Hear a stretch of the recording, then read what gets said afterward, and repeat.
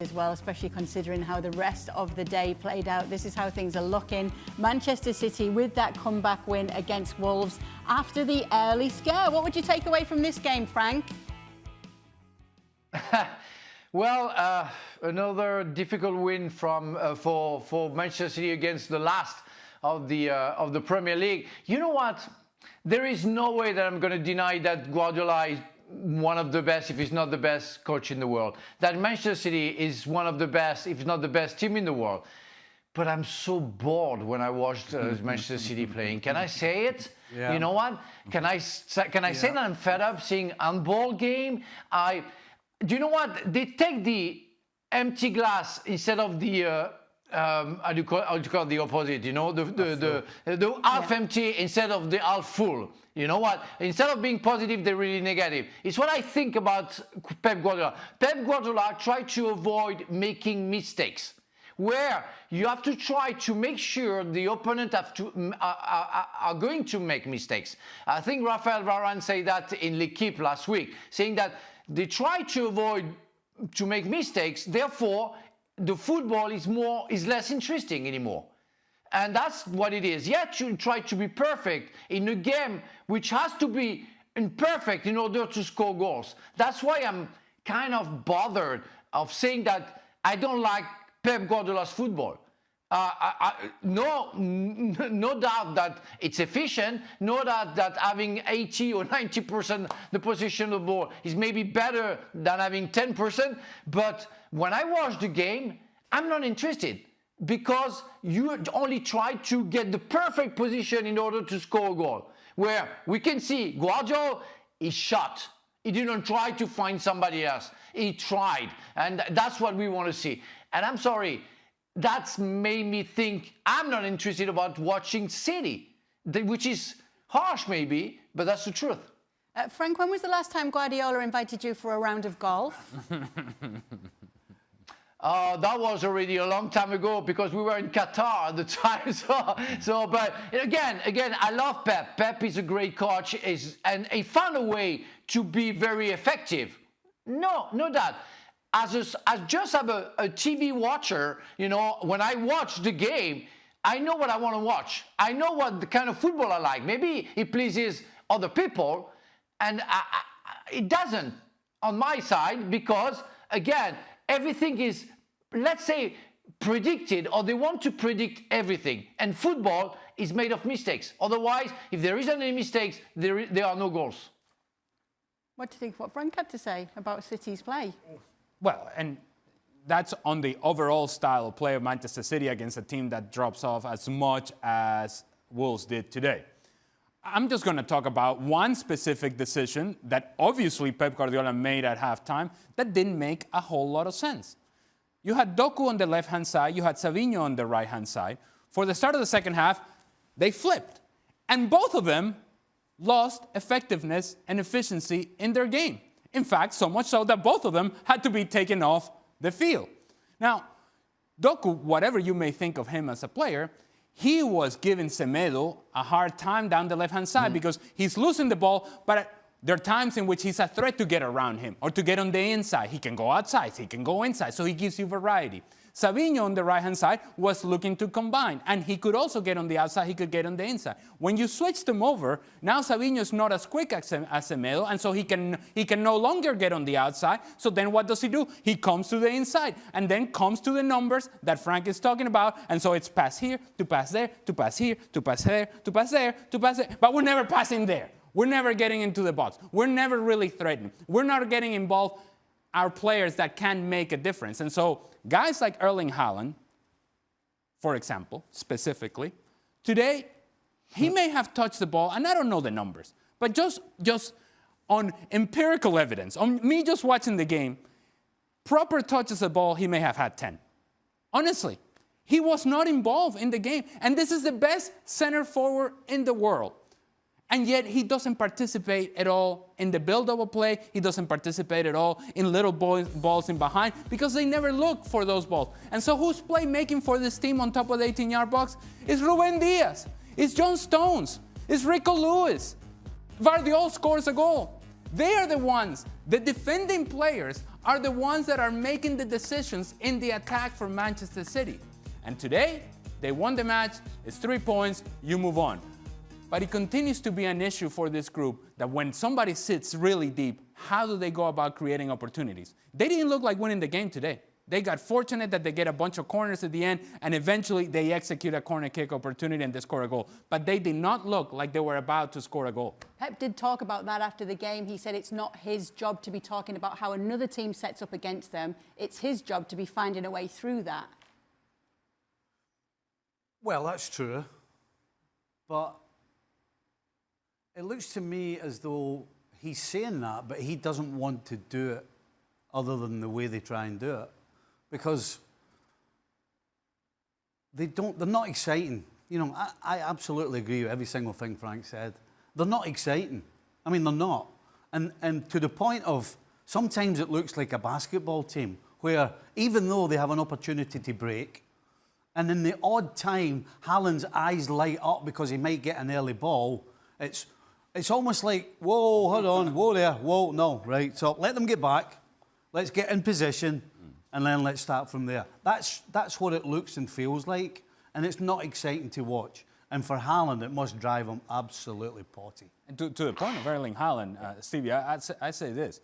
There was one ball that they played over the top late in the match, and he was like, oh, there's a ball coming. Oh, over my head. I'm running into it. He actually takes a beautiful touch on it, holds the ball up, plays the ball over to the left-hand side, and ends up creating an opportunity from it. And when I see this, I'm going, let's do it again and do it again and again until they prove that they can stop it. But what we know that they can stop is when we stop ourselves if we're Manchester City, and they do that so very often. Touch, touch, touch, back. Touch, touch, touch, back. And you know what it does to Erling Haaland? And I'll also say this about Erling Haaland. There are times in which, because he's not involved, he stops moving, which he shouldn't do. He shouldn't do. But he stops moving. And when I say he stops moving, he is walking because he knows they're not even looking for him. He knows the ball is not coming. And as a former striker, I can tell you, man, it is frustrating. It is frustrating. I need, every time I touch the ball, it's life in the attacking half. I need that life. I need you to refill my battery every time you give me the ball and in the attacking half, in the final third. When you don't give me that, it's like, To be fair to him, though, in games like this, he doesn't have anywhere to go. I mean, there are 20 outfield players in a space 18 yards wide by probably maybe another 18 yards in a square. Now, if I'm a coach and I play 10v10 in the penalty box, people are going to think, what are you doing that for? That's crazy.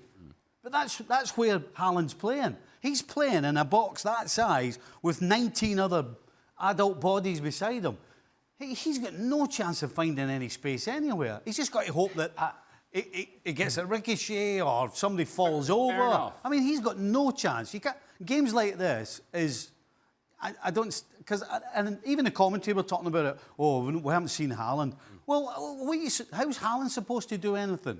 And the circumstances that he's in. Yeah, fair enough, Stevie, and point well taken. But when you see a ball that is about to come in as a cross, which they did a few times, he's got to be moving. He's got to be on the move. Well, and many times... There's not many crosses coming in. Doku played... Doku played a ball across in the first half, and he's hanging out. And you just talked about the numbers. He can't just be hanging out in the far post when there's so many numbers in the box. You got to get on the move to gamble and see if you can get on the end of something. Is that the one where he actually had a chance to hit it, but it came through 3 bodies? I mean, and so again, when you're watching the TV, it looks dead easy because of the angle you get. When you're down on the field and that ball from Doku has come through 3 bodies, because 3 of them have missed it, It's still got to be on the move. It's so quick, man. He still has to be on the move. Yeah, I mean, I'm not saying you stand all the time, but I just think it's a little. You two can argue amongst yourselves. We're not really arguing. arguing. It's a little tough. We're not really arguing. By the way, you're a centre forward. Leave him alone. We're not really arguing. Frank, let's get them out of this, shall we? I don't know what she's talking about. Now, the thing is, I feel bad and I feel a lot of sympathy for Erling Haaland. I would say, well, it's good. As long as we win the Premier League, as long as I score 40 or 50 goals, that's fine. Even if I touch like 3 balls or 5 balls a game, that's fine. But the day I won't win, like maybe the end of the season, I might ask, can I go to play for another team where I'm sure I can touch at least twice of the ball per game? Because really, I'm getting bored. I'm frustrated. That's not the way I feel the game. That will be my position. My positioning, sorry. I really feel that at the end of the day, at some point, Haaland, and we are talking about the best striker in the world, touching 5 balls a game maybe, getting a little bit frustrated and being fed up of that tactic. Because it's for me, it's clear that they try to avoid putting the ball there in the 18-yard box. It's like they don't want to. They want to keep the ball, turn around, handball game, until, you know what? There is a corner kick and Guardiola hit the ball. Otherwise, we see nothing. And I'm with Ali 100%. The only one who tries to create something personal, more individual, is Doku. Doku tries to take on players. The others just make passes. It's like 800. How many passes they made today? 1,000? 1,000 to score from a 20-yard shot and the last corner kick. Everything for me, for not a lot. As an entertainment, for almost nothing. Just a little one to back up Frank's point there about wanting to go. Liverpool's greatest ever striker, Ian Rush, spent a year at Juventus in the late 80s when it was defensive, keep the ball. And he came back from Juventus after Ian said, you know what, I hated every second of it. He says, if I touched the ball twice in a game, I was lucky. He said, I couldn't handle it anymore. And that's why he came back so quickly, because he didn't want it. I'll tell you what, Pep Guardiola doesn't want Frank as his partner in golf anytime soon. Maybe you'll get to be his caddy or something, Frank. I don't think you're going to be best friends. I don't play golf anymore, so don't. John, this is becoming a bit of a habit, talking to you after games. Late goals. Last time it saved a point. This time it's got you all 3. Yeah, no, incredible feeling against Arsenal to, save us right at the end, and obviously today to get the 3 points. I'm really pleased, obviously, whoever it would have been that's in my position, dreams or wants those feelings in football at least once, and I'm lucky that I've had some good ones already this season, and we've been trying super hard to improve on our set pieces and make the most of them. And today was a new focus and a new attitude towards them, and that belief that we're going to go up there and score. And hopefully this is the start of many more. It's a vital part of the game. Set pieces are crucial, both ends of the pitch, and it's really pleasing for me personally to get the winner and in such a difficult game. That was easy to see, given the explosion of joy from your celebration. But then there's that delay because the on-field officials have disallowed it. You need a VAR to come in and say, have a check. So what's going through your mind when that process is taking place? I thought it's been chalked off. I thought, it's a big... feel really deflated at that moment in time. I actually tried going speaking to the ref. Obviously a lot of people around him asking him questions, saying it's not a goal. So I didn't get anything from him. He was obviously speaking to whoever's up in VAR, and just had to give him his time to go and check the board. I've actually just seen it back and seen Bernardo ducks away from the keeper, and for me it's the right call. I'm obviously going to be biased, but I think it is. It should stand, and really pleased with it. What's it like playing in a game, you're getting used to this, playing against opponents that put lots of players behind the ball and say, you can't get in the penalty area, you've got everybody in there. How mentally alert and focused you need to be for the 96 minutes that you play?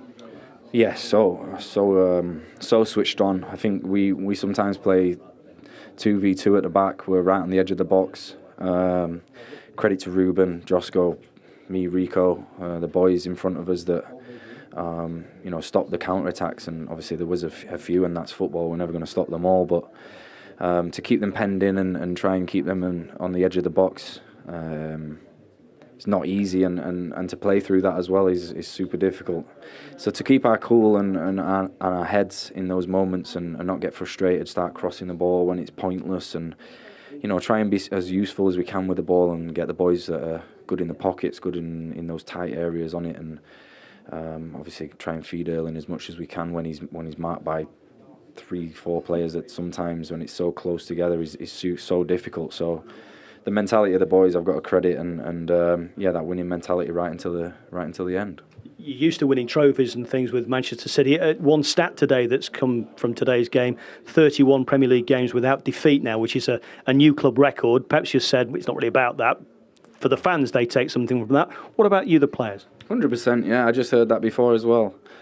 Broke so many records over the years here, and something that goes on the list that we've done, and we should be proud of that. It's not easy to get wins in the Premier League, and as we know, and always hard fought. Like today, I have to give credit to Wolves. Where they are in the league doesn't reflect how they're playing and how they're applying themselves. And last season proves that. Here we came and didn't get the result that we wanted. So we know them as a team and know what they're going to give a good fight against us, and we know that we've always got a target on our back. Everyone wants to beat us as a team, and that comes with winning. We've got to accept that and appreciate that everyone's going to try that extra bit harder to beat us, and we have to always be there fighting and playing the best football that we can. Did you enjoy that? There's so much more, so why not hit subscribe? Wolves versus Man City live. Premier League result and reaction as John Stones nets winner in late drama. Manchester City were rescued by John Stones, whose late winner secured a 2-1 win on their travels to Wolves in the Premier League. City dominated possession and looked to push the struggling Midlands side deep into their own half. From the start, Pep Guardiola's team looked to take control, but they were hit on the break and surprisingly went behind in the 7th minute. Huge Bueno switched the ball out to the right wing, where Nelson Semedo brought it under control and swept up the pitch. He curled a lovely pass into the far side of the box, and Jorgen Strand Larsen was waiting for a tap-in. Wolves then looked to dig in and limit the space for City's free-flowing forwards. They were limited to shots from range, despite 218 touches in Wolves' final third in the first half alone. One of those shots got through, Josko Gvardiol getting forward and lacing a curling right foot finish into the far top corner. City threw attacking wave after attacking wave at the Wolves' defence, boosted by second half substitutes Phil Foden and Jack Grealish.